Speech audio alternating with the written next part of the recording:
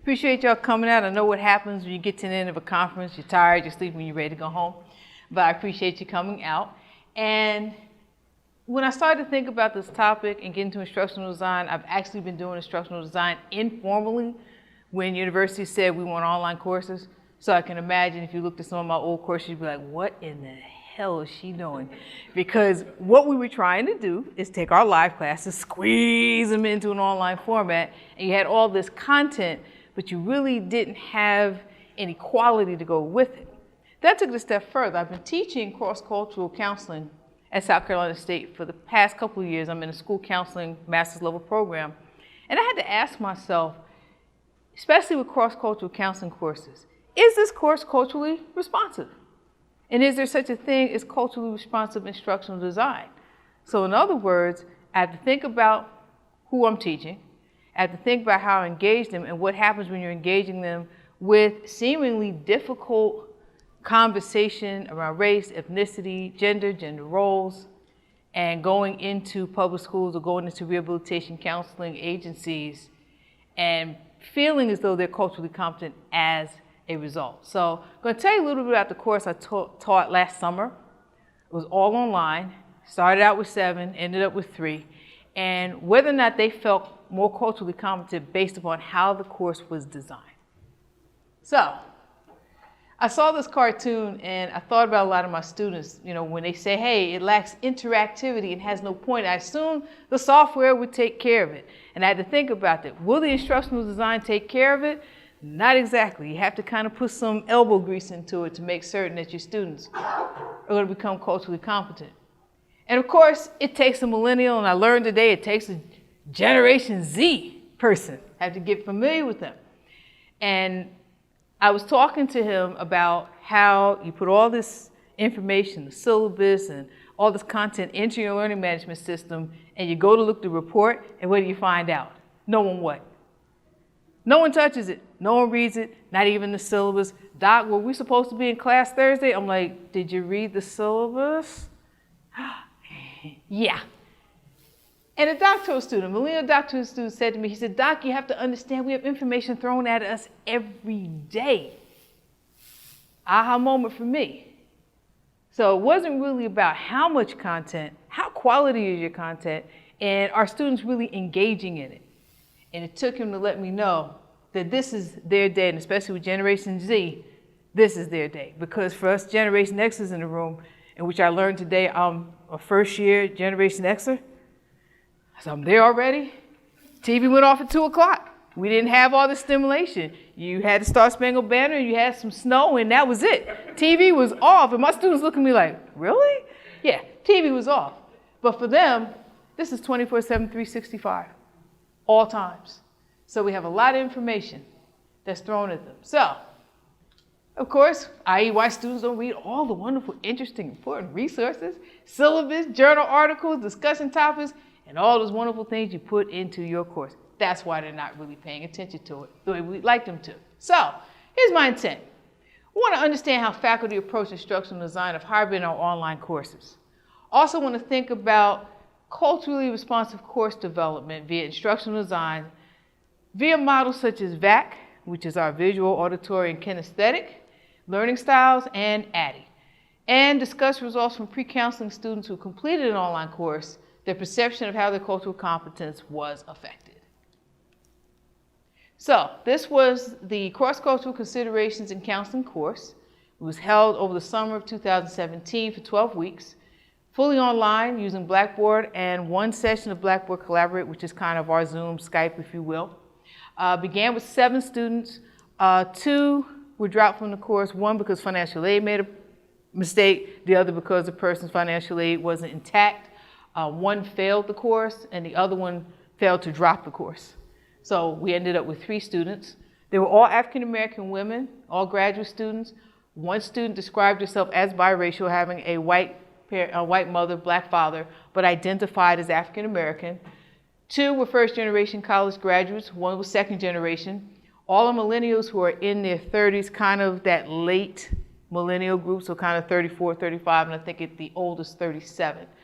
They're all school counseling students, so they're all going to go in public schools. And this is a required course in the school counseling curriculum, and our accrediting board, our KCREP accreditation, requires a course on cultural competence of some sort. So the course included asynchronous content, which was replete with discussion topics. We had different learning resources, so whether there were web links, journal articles, web links to counseling organizations. We also had a final examination. We had a midterm examination, and cross-cultural counseling was in consideration from their text. And we had a synchronous component as we had one Blackboard Collaborate session just to see how it would go. And let's just a little bit backstory about South Carolina State University. We are now moving toward fully online courses and fully online programs. We had a bit of a population drop due to some things that happened as we talk about social media. You know, some of the bad stuff got out there. A lot of students decided not to come. I have classmates who will not send their children to South Carolina State. So we went to 5,000, which was normal when I was an undergraduate and graduate student there. Now it's about 2,995, maybe 3,000. So now this was a way to increase, enrollment by going fully online. So that's why we all had to get trained to teach online, and that's the big push there. A lot of pushback from some of our baby boomer professors that don't want to do it. A lot of them are retiring, but this is what we've been charged to do. So we talked about adding. We're thinking about analysis, the first letter A, analysis. Did we really have time to analyze what students were going to be in our class before we got there? No, we didn't. Why does that happen? We don't know who we're going to have in our class until they register for it. And unless you know your students and you see them all the time, you're aware of who they are, you really don't know who's coming into your classroom. So I know there were some programs that had actually the face of the student. We don't do that, but the face of the student. But I could have very easily assumed the student that is biracial was a light-skinned African-American woman, not knowing her mother was white. So do we get to do a big analysis beforehand? No, but I got to do one afterwards. So of my 3 students, 2 are divorced. They're all single. They were African-American women. 2 had children, 1 did not. And that's interesting. Not sure why. I said, why did I put that there? That's interesting. I got to go back and rethink that. But they were all very interested in the online learning piece because they could be home or they could fit it into their schedule. Because many of my graduate students, even though they're working full-time, many of them have leadership positions. So I may have a principal, I may have a director, I may have a supervisor. So they're not even really leaving work at 5 o'clock. They're in class having to take phone calls because something's happening at their job. Or they have young children, or they have older children, or they have boyfriends that don't understand that you're in class from 6 to 2:30 in the evening. Those are my Generation Zers who believe their boyfriends will take off if they don't text right back to them. So, and that's a whole nother dissertation. But nonetheless, these are my millennials. These are my mature millennials. So with these characteristics, they did have an opportunity to still manage their lives and were very much engaged in the course last summer. So when we think about analysis, one of the responses from students as we did an evaluation was the course schedule and the introductions, the netiquette, online learning modules were all great and informative. So they're responding more so to the learning management system itself, how the course was designed and set up, and the things that they had to do. So just from seeing this, it didn't really look as cumbersome. And that's one of the things that I pretty much learned from that first design to when our instructional designer for the university gave us a cleaner design that everybody had to use. So it wasn't as cumbersome, and they liked the fact that they could just get to what they needed to get to so they can engage in the course. Now, as you can see, this is the first design that I did for last summer. And as you can see on the left-hand side here in Blackboard with the menu, if I had to add something else, it ended up in that menu. So it started getting kind of longer and longer and longer, and the content kind of went down to the bottom, and all the assignments and the surveys and everything else I've asked them to do started to rise to the top. So as we're documenting, and now we had the instructional designer come in, this is the hybrid course of the same one and how it looks now. So a lot neater, a lot cleaner. They know what to go to. They know where everything is. They know what the book is. So this is a better documentation. And as we do evaluations from the Center of Teaching and Learning Excellence, they're able to see, okay, your design is a little bit cleaner. It's going to make it easier and more user-friendly. When we get down to development and creating and assemble all the content, these are some of the responses from the students. One believed the announcements were thorough and informative. And at that time, I was using the announcements to put news clips, pictures, asking them questions about journal articles, links to other journal articles about particular topics. For example, the young lady who's biracial was talking about some of the struggles she had being a lighter-skinned black woman, as well as, you know, having to negotiate between being black enough. And I sent her a clip on a documentary called, you know, Am I White Enough and Not Black Enough, that talked about the Creoles in Louisiana. And she said, wow, this kind of opened my eyes to, you know, what I'm going through as someone who is biracial but identifies as African American. So she talks about that. Said that the course syllabus was clear, contained all necessary information, so I found that that's important. If I can find it in the course syllabus, I can also relate it to the learning management system so there's no level of confusion. They believe the schedule was appropriate for the summer, didn't feel rushed to do assignments, and I think that had a lot to do with not physically having to come to campus. So it kind of opened my eyes to, wow, when they're here on campus, it's like, okay, I get home, and in the midst of all the rest of my life, I have to find some way to get this done and get this done in a good way and on time. Because remember, I'm a Gen Xer. My professors were like, get this thing here on time and you get an F. And it was really that simple. And so having to make that transition and for them to say, hey, you know, being online, I didn't feel so rushed, because what are we taking away if they're online and at home doing this work? What are some things we're taking away in terms of coming to campus? The commute. Mm-hmm. What else are we taking away? What's that? They're not juggling childcare. No. Mm-mm. Yeah. So childcare, don't have to worry about that. Saving gas. Being on time. Being on time. Because it's asynchronous, 24/7, 365. So we've eliminated some of the stress factor that comes along with having to come to campus and then having to drive home and then you walk in the door. And as the majority of counseling programs are typically more women and a few males, you know, if you're a mother and you're walking in the door, your children don't care that you've been working all day. You just took off and drive. They could care. Look, mommy, mommy, mommy, mommy. And so they're catching that as soon as they walk in the door. Husband's hungry. Baby, you cooking? So they have all this going on. And it's like, wow, I can sit at home and not be rushed because I can control some of that without all of the extras. They also had to participate in course introductions with one another. So they got to know their classmates, some of them meeting for the first time in the fall when they've had classes together, myself included. So there were two of them that didn't know me face to face.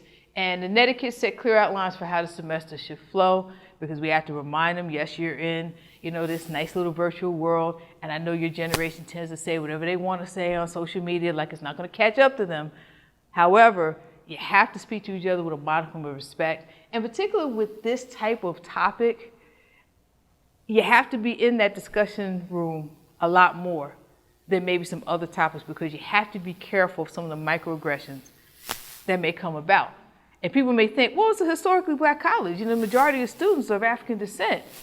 There shouldn't be microaggressions, but just like there's interracial microaggressions, there's intra-racial microaggressions. So between that, gender roles, sexual orientation, we have a lot of students that have come out at a school that would largely say, no, we don't want to talk about that. And so we have to be in there in those discussion topics, and also have to think about that etiquette so they can have these wonderful discussions, but also be mindful and respectful of their classmates. So that's the development piece. Then we have to implement it. So that's the course curriculum, how we deliver it, whether it be video, whether it be myself talking through a video itself or doing something more synchronous. And again, the schedule came up again. Schedule was appropriate, wasn't rushed. Get to know classmates, and etiquette again, they all went back to just the way the process flowed. Made it easy for them to engage in the classroom and gave me some information in terms of what type of asynchronous assignments and synchronous meetings that we need to focus on to keep them engaged. Just last week with my hybrid class of this same topic, we did our first Blackboard Collaborate session. And the response was, can we do this again? I live 2 hours away from here. I was forced to be engaged. So they really were like, can we do this more throughout the class? So we're starting to learn that we, as my chair, who was once my professor, who is a baby boomer, he does not do anything with online learning, not a thing. And he's like, hey, I'm not saying it's not bad, but he's not doing it. That's all there is to it. And I mentioned maybe we should have shorter time frames for class because our students are so busy. And he's like, you mean no 15 weeks? I said, yeah, no 15 weeks. I said, because I think it's just, there's so much that they're doing, we have to kind of shift. And he had a little bit of an issue with that, but nonetheless, once you implement it, you kind of get to see, where do they engage, how do they engage, what keeps their attention? Is it a video? Is it a video connected to the journal? Is it a journal connected to a multiple choice question? And then how it builds their cultural competence. So now we get to the evaluation, and my 3 students had a lot of feedback, formative and summative. We did one midterm. We just did one midterm for the hybrid course. So they're very, very pleased. And one was asking about the practice exam because school counselors in South Carolina have to take this practice exam to get their certification. They said, can we devote 10 to 15% of the course on how to pass, if you will, the practice with information from cross-cultural or diversity courses. So that was something to think about. So it just kept coming up. But with a little something extra, during the fall or spring, there may be other classes you have to give more time to. So here again, how do I balance 3 courses? Because many of them are taking 3 courses for financial aid purposes. And you're getting big time work from this professor, big time work from that professor, more work from this professor, and all the other factors we talked about in terms of what they're balancing and expecting them to be superstars because they're graduate students. And so now they're looking at it and say, you know what, I can actually devote my time to an online course in the summer. And as you see at the end here, it says the effort to that causes you to forget about this online class. So it's like, okay, if it's during the year and I have these live classes, I can focus on this because I know next week they're going to do what in terms of their professors. They're going to what their professors? At 6 o'clock? They're going to see them. So they know they can't walk in the door without being prepared. But if it's an online course, what's the level of accountability to an online course if you have these 2 that I actually have to show up to? So I may absolutely forget about this online course because I have these 2 others here and I have to have that face-to-face with them. And it might not be too much of a gotcha, if you will, from the online course. Easily to forget. And some of the other evaluation points, we talked about being more open-minded, particularly in the cross-cultural counseling course. And they begin the internship, course facilitation. So one thing about an online course, and you all know this, whether you're the instructional designer and the facilitator or both, you're going to be in that learning management system every day. Midday, morning, afternoon, evening, you'll think of something because they have to know you're there. So just the fact that they know at some point you're going to show up, and I tell them, like, hey, I might post something in the announcements. You might want to, pay attention. They say, oh, okay, we have to be not just engaged with what's already there asynchronously or synchronously. She might just wake up at 3 in the morning and be like, oh, this would be cool to put on the course. Let me just send that to them. And so, facilitating that course, it's a 24-hour job, so to speak. And then this was interesting. It said online courses are normally not the easiest from a learning standpoint. But here again, looking at content, selecting information, topics that stimulated learning in an online format. So I couldn't labor them with a lot of information. But I could take information that might be a snippet of either the topic they're talking about, whether it's about multiracial clients, whether it's about clients who are gay, clients who are Jewish, clients who are Italian. I could put something in there, short to the point where they could relate. So you have a lot of movie clips out there that really illustrate maybe a model, a concept, or what have you, or even pictures. I like to use a lot of illustrations. And it kind of opens up their minds as to, oh, this is what this is really about, as opposed to reading that journal article and then going, okay, I still don't quite understand what this means and how it applies to being culturally competent. So then I started thinking about learning styles. And one of the things I realized is that my students love visual and auditory. The key was, how do we get them to move kinesthetically with that information? Because you can have all the great content in the world. They could see the video. You could take a citation from a journal article. You could put it there. How much more do we get them engage that information after it's all said and done? So that's the kinesthetic. I can't send them to run because I'll get in all kind of trouble for that. But nonetheless, let's look at their learning styles. And then taking the learning styles and looking at our multicultural counseling competencies. So we have 3 general areas in counseling: the counsel awareness of their own cultural values and biases, counsel awareness of client worldview, and culturally appropriate intervention strategies. As my students are African American and one identifies as African American, they're also all from the Southeast. And for many of my students that have not traveled outside of South Carolina, be it the military or they've worked other places or lived other places, there is a cultural encapsulation that exists. And people would not think so. But it's very, this is how it's supposed to be done. They don't raise kids right in the Northeast. This and this and that. I'm like, careful people, I'm from the Northeast, And they have a very difficult time stepping outside the box. Perfect example, I had a student finally comfortable enough to come out and say she was lesbian. And we were doing what's called the empty chair technique, which is from Gestalt theory, where you get to talk to someone that you may have a difficult time having a conversation with. And whatever age they are for their case study, because they write their own case studies. So if they're 10 years old, they get to talk to the 10-year-old. And then finally, there were questions being asked about, her being comfortable coming out and saying she's lesbian, finally facing it. And there is a student that I know that she absolutely positively has a problem with homosexuality. She's never come out in class. She's never been disrespectful to herself and another student who we know is lesbian. But they were asking her questions, and that student was sitting there, and the look on her face, in terms of, and someone asked her about, when you decide you want to marry someone, have you thought about childbearing and what you're going to say? Legit question. But that facial expression, that nonverbal was everything. And she can't deal with it, she can't put it out there.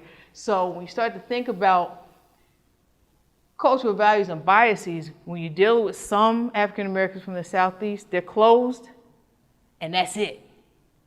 And so I'm realizing not only did it have to be cross-cultural, I had to get in there interracially and say, okay, what are some things in terms of our cultural values and biases we have just within the race itself? And how do we work through those to also be interracially competent when we're in counseling relationships? Which brings us to worldview.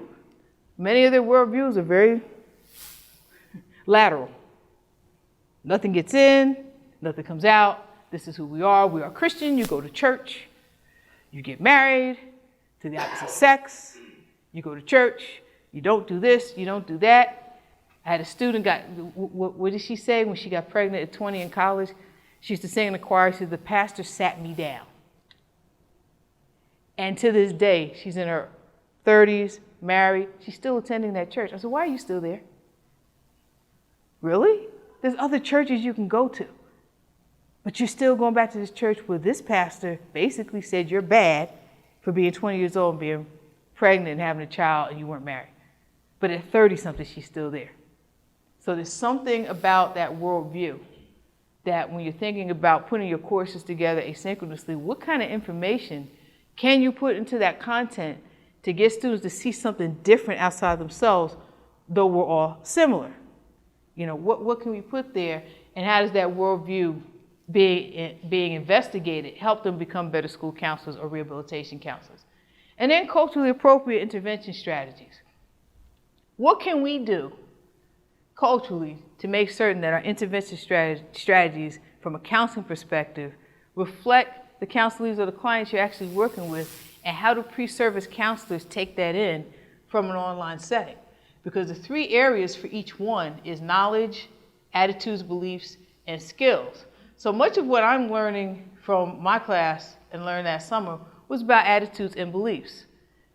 Not understanding certain parts of life, or parts of life that African Americans don't talk about, which are what? What are some things we don't like to discuss in the African American community, that whether you know it yourself, whether you experienced it or heard from somewhere else? Mental health, we don't do mental health. What else? Your family business stays in the house. Family business stays in the house. What goes on in the house stays in the house. What else? But that S word. Sex. What's the other S word? We don't do suicide. So we don't talk about suicide. There's certain, I'm sorry? Oh, yeah, we don't talk about suicide. Oh, no. Sexual abuse. I had one student say in the course, she said, well, you know, a lot of times kids aren't telling the truth. And everybody turned around and said, children don't lie about sexual abuse. But there's this whole thing of, you know, we don't really deal with this. So, but there's certain topics among my students that just won't get broached. And particularly as they have to do their own case study on their own lives, they're now realizing that some of that knowledge has to be reframed because they're not going to be effective counselors, which is a part of being culturally competent, if they don't deal with themselves. And then skills. What are some new skills I may have to learn as a result? How do I incorporate that into the asynchronous content where they're actually not only seeing it or hearing it, what do they kinesthetically, what do they do with it? Do they go into their internships and go into schools now where many of the schools in South Carolina have a larger population of Latinos who are Mexican? Some speak the language, some are just learning the language, and the culture may be different. How do you take your knowledge of skills and beliefs, attitudes and beliefs, your worldview, and how do you allow for that flexibility? What needs to go in the course to encourage that? So here's the outcome. My hope is that the multicultural counseling competencies, visual, auditory, and kinesthetic, better known as VAC, learning styles, and ADDIE, all machinate and work together to develop a cultural competence. So some of the course outcomes, so the videos connected to the chapter readings, journal articles, help me to bring the material to life. They have to have it actualized. So you can give them an article, they can read it, they can say, I think I know what this is about. I can do an annotated bibliography and I can say, hey, you know, this is going to be a great intervention and this is why I want to use this article. But how does that article become actualized, particularly if these are things that they're either not ascribing to in their worldview, or it's something that their families and community just don't do. I can't relate to this because we don't necessarily engage in this. There's something about seeing an image, there we go with visual again, that helps me understand multicultural concepts. Again, many of my students that have not traveled, that are still living in the same towns, as one student said to me, well, people here are just white. I said, okay. I said, but guess what? I said, where I came from, right here in New Brunswick, I grew up in the Hungarian section of New Brunswick, which is over here by Plum Street in the hospital, okay? I moved later into a house over near where St. Mary's Catholic Church is, which was the Italian section of New Brunswick. Then we had the Greek Orthodox. Everybody had their own Catholic church, so St. Peter's, Irish Catholics were there. St. Mary's, the Italians were there. St. Ladislaus, the Hungarians were there. And so for some of them it was like, wait a minute. I said, yes, they have ethnic backgrounds. They weren't called white when they got here. You were Greek American, you were Irish American, you were German American, everybody lived in their own little sect, and that was it. But for some of them that had not traveled and have not been anywhere else, white was just white. And so having to kind of extrapolate that and understand even those cultures within, and that yes, that this thing called whiteness came about where people just kind of abandoned their languages and their foods to say, okay, I'll just be white because this benefits me more so than saying I'm German. I said, they have no problem going back home and everything's German. And even having to do that with persons of African descent. So when I addressed my class, I said, listen, if you identify as Black African descent American from the Caribbean, Latino, there's such things as Afro-Cubans, Afro-Latinos, or you're from Europe, Central South America, For some of them, that's something brand new because it was black and it was white, and if you were Latino, it was Mexican. Not Puerto Rican, not Dominican. And so, you know, with my Northeastern students from New York and New Jersey, they like, yeah, you know, there's Dominicans and Puerto Ricans and Hondurans. Some of them have no concept. So you have to kind of open that up in terms of multicultural concept of seeing, and again, imaging, seeing pictures and going, oh, I didn't realize.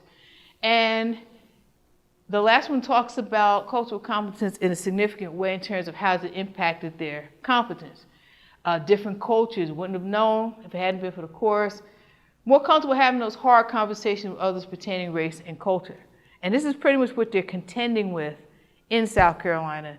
And that division, a lot of it's work related, how they're regarded at work, regardless if they have more education than that person. Students this semester, how they've been referred to as gal and boy at their jobs, and saying, whoa, wait a minute. And these are most of these are my millennials that are like, oh, my parents were telling me the truth all this time. Because some millennials believed, oh, that was back in the 60s, you know, you guys, we don't do it anymore. And then they got in the workforce and they're like, oh my. And now having to have those hard conversations.